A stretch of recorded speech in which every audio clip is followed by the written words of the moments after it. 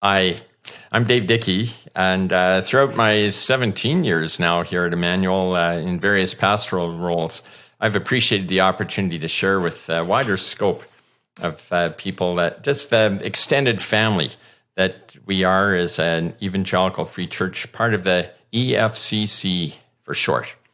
And we want to help you glimpse beyond our own walls, beyond our own community, to understand a bit more about the heart behind the Evangelical Free Church of Canada. And we felt one of the best ways to do that is to have some conversation with those that God has placed in leadership of our denomination. So I'm very pleased today to have as a guest Bill Taylor. He's our executive director.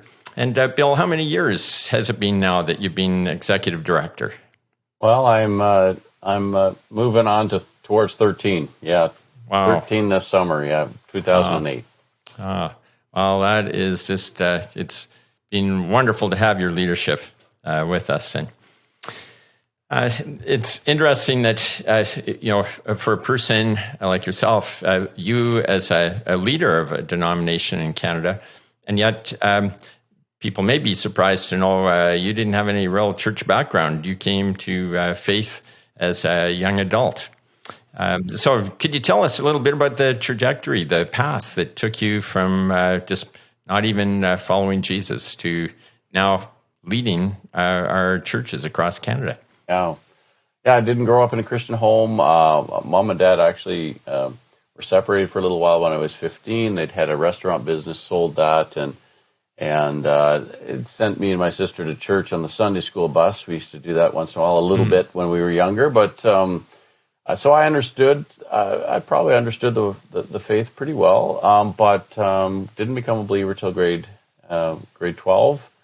Was involved. We moved to Northern Ontario to Wawa, and I finished high school there, and got involved in a youth group there, and off to a Canadian Sunday School Mission Bible Camp, and so and really good youth leaders in Wawa at the church I was at, and so really kind of loved into the kingdom in a sense. I understood the basics, but I was actually the last one in my family to become a believer, and when in grade 12, and had one more year in high school. That was grade 13 back in those days before I went off to Briarcrest, and I was going to do Christian camping because I had a heart for camping.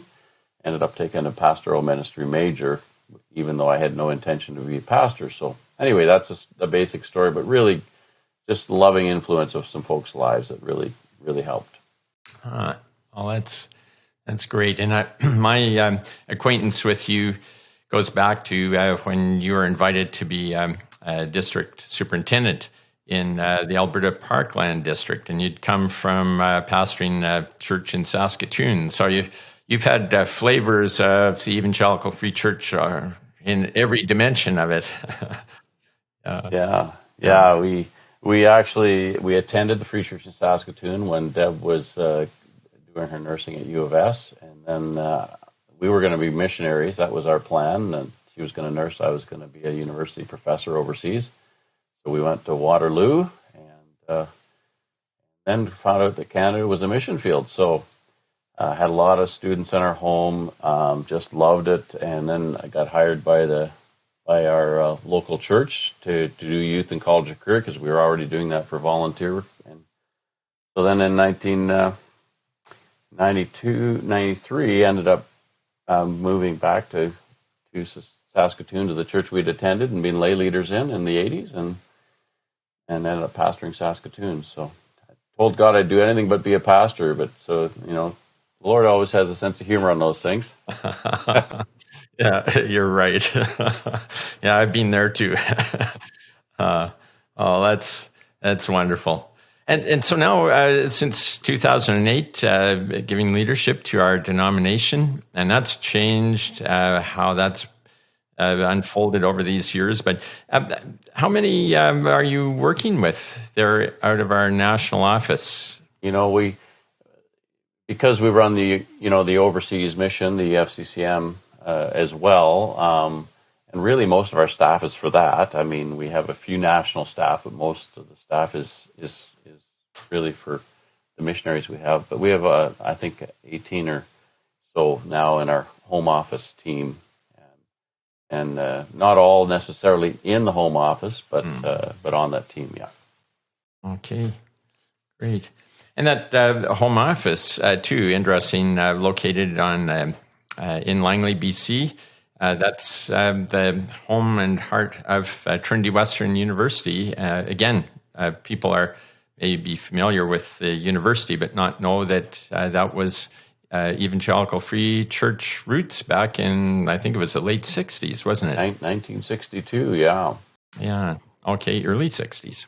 Yeah, early 60s. Yeah, it's great being on the university campus. And during my time as a superintendent in Edmonton, I got to teach at King's University for a little while, sessional courses in history. And so being on the university campus is great, and Trinity is a great university. I'm on the board of directors there by my position, and so that's been great to be part of ensuring that the university stays evangelical.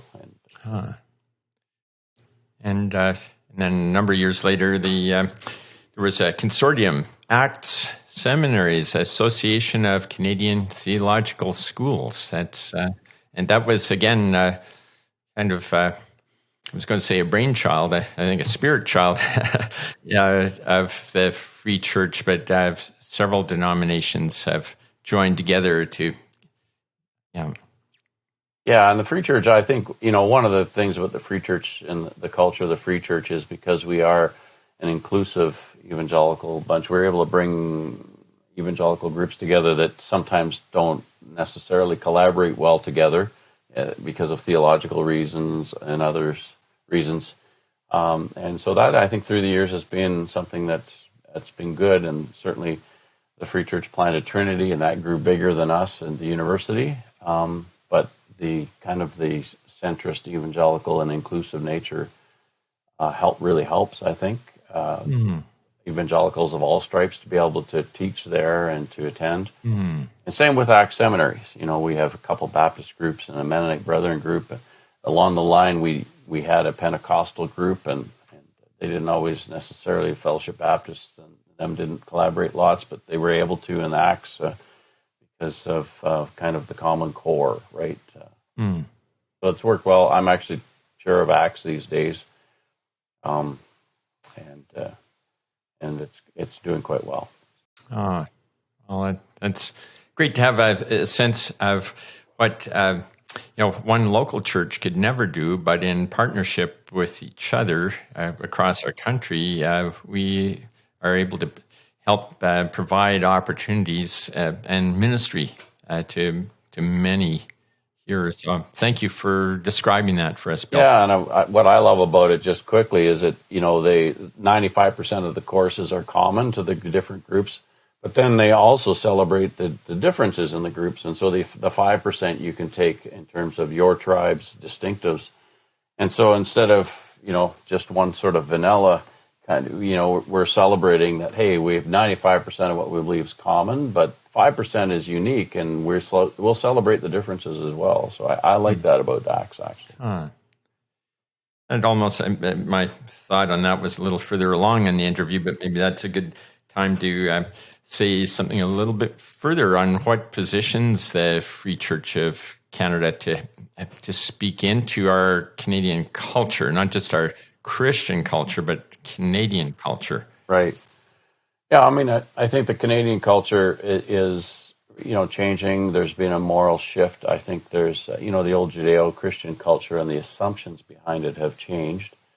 And I sometimes as evangelicals, we've led with what we're against. I think the Free Church has always tried to lead with what we're for or who we're for, right? So we're very Christocentric. And we've always said, we have a high view of the Scripture, but really fine Christians throughout the centuries have agreed to disagree in a number of theological issues. So what's core to the gospel, we're united on, but then we allow a lot of diversity of opinion on those non-essentials or those more minor issues. And it's always a fun thing to define those, but I think that positions us well in the culture because, the last thing Jesus prays for the church's unity, and the last command is that we love each other. And you can't find a more diverse group than the original 12 disciples that he told that to, right? You've got a terrorist and a tax collector, opposite ends of the political spectrum in Jesus' original disciples. So I think, most Canadians still believe there's some things that are black and white, that there's a core that we have to be united around, but that not everything is simple and black and white. And I think the Free Church embraces that. It's an uncomfortable thing to embrace, this tension, but the fact is, we believe that some things are that are they're core, they're gospel core things, but that we can agree to disagree on a whole host of gray issues that we'll understand fully when we see Jesus someday, and maybe we'll find out that I was wrong on a number of things. Heaven forbid, right? So I think that really positions us well to stay focused on what's most important, and that's not always easy to do, but does help. Yeah. Well, we're the folk that are part of Discover Emmanuel are going to be exploring our statement of faith, and one of the articles that you wrote several years ago, the top 10 gains. We're using that as well to just identify some of the special aspects that are what we feel are essential, but also contemporary, help us communicate here. So, well, thank you, Bill, for that. While you're a denominational leader, what motivates you to serve denominationally, and at the same time, I know personally, you and your wife Deb are very engaged with people that are just next door neighbors type of people. So tell us a bit about your motivation for the way you serve. I mentioned earlier, I told the Lord I'd do anything but pastor, and then essentially, when I pastored it, we loved it, and I had no desire to ever be a denominational leader. Parkland District asked me in the 90s to consider it, and essentially, I loved being a district superintendent and working with local churches, helping them find pastors and helping them deal with conflict and helping them get united around vision and leadership teams to work together. This job's another, in a sense, step separated from churches. But I think what motivates me, we love lost people and we love believers, and we love to see the church really flourishing when it's healthy and carrying out mission as well. And so I always view denominational work as, we're a little bit like the government. We actually don't do anything. We don't fix anything, but I think we can build environments where, and we can resource and so on, but we can build environments and resource so that people on the ground who actually do something, so that the people on the ground can flourish and succeed at the mission God's calling them to. So I like that kind of, my wife's especially good at bringing the right people together and then getting out of their way. I think that's a part of our role as well as an association. We bring the right people together and let them run with ministry and sort of support them if they need it, but get out of their way if they prefer that. And so that's what really motivates me. I really get a lot of joy of connecting the right people together and resourcing them if they need that, but providing the environment where people can flourish in what God's calling them to do. That's great. Well, we're in our next segment. We're going to interview our district superintendent, Ron Kaleba, and so that's one of the kind of out of our 5 regions that you're helping to bring resources together there too. So, yeah. Okay. I would maybe ask, as you're looking at life now, the ministry ahead, what would you say are top 2 or 3 challenges that we're facing as a denomination? I would say one of the top challenges is is to resist the polarization that's happening, in the culture, and I think that also happens certainly south of the border, even in evangelicalism. So, again, it's sometimes hard to keep your politics and your faith in I think in proper perspective. I think as Canadians we have a pretty healthy suspicion about putting our faith in politicians, but in a way that the U.S. seems to tie things much right. They tie things sometimes more closely together, and so I think, but there is this kind of polarization I think that goes on where people on the one wing will shrink down their list of non-negotiables or their non-essentials to almost nothing. You have to agree with me on every issue, or I can't fellowship with you, and that's certainly toxic to unity, and it certainly doesn't fit with the free church sort of position. Of course, the other end is, of course, well, we'll just abandon truth altogether, and we'll just love everybody, and that's obviously an extreme we don't want to go either. But living in the middle is getting, I think, more and more difficult as folks just call each other names on the extremes, and it's hard to have conversations about truth anymore with grace and love. And so, to me, that's a big challenge. And the Free Church is wedged uncomfortably in the middle, where we still believe in truth, but we also want to be gracious and loving. So, I would say that's the biggest challenge. A second one would be the fact that the culture has changed, right? And the old Judeo-Christian view and the assumptions about morality. It's not that folks don't believe in morality anymore. It's just that the moral issues they care about are different. I do think evangelicals, we've cared about a couple of issues deeply, and a lot of issues we haven't really cared about, which is really unfortunate. And those issues we haven't necessarily been proactive about, the culture now really cares about, right? Racial reconciliation and poverty and the environment, and a bunch of these kind of. And I think for us to get a more full view of, even biblically, of what the issues folks really care about, and God cares about, which of course is our standard, it is important for us to figure out. And then just the assumptions that folks have about reality and life and sin and all that fun stuff, we're having to communicate in some new ways.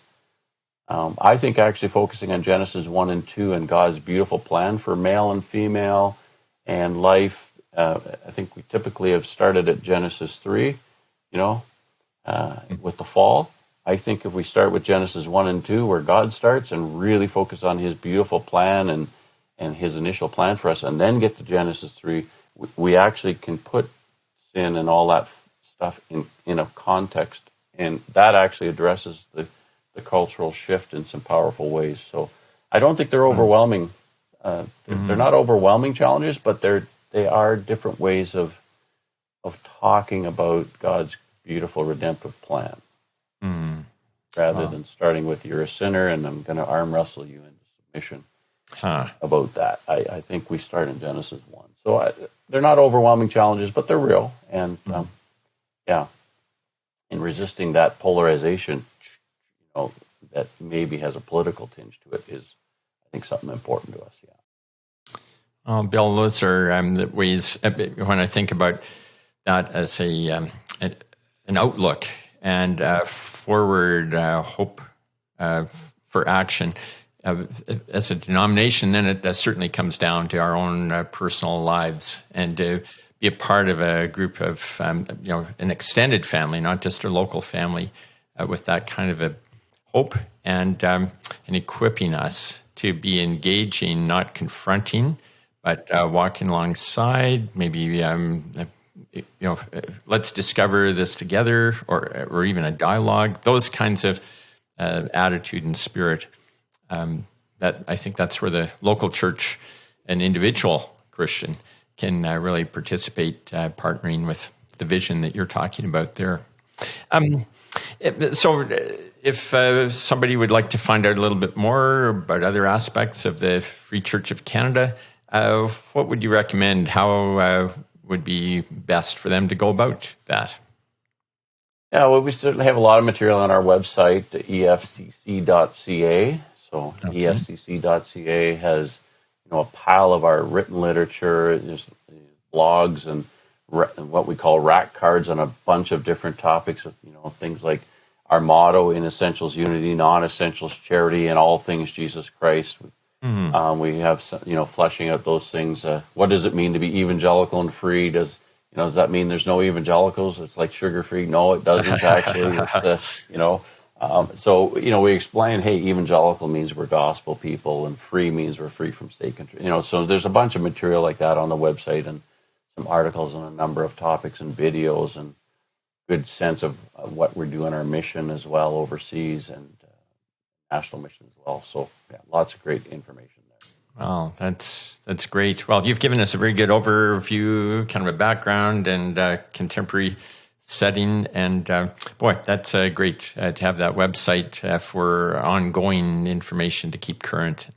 So we really appreciate you making time today to just personally share your heart. And we're very grateful for your leadership. We continue to pray for you, Bill, for God's wisdom, energy for that, and courage to step into those things that he's showing you.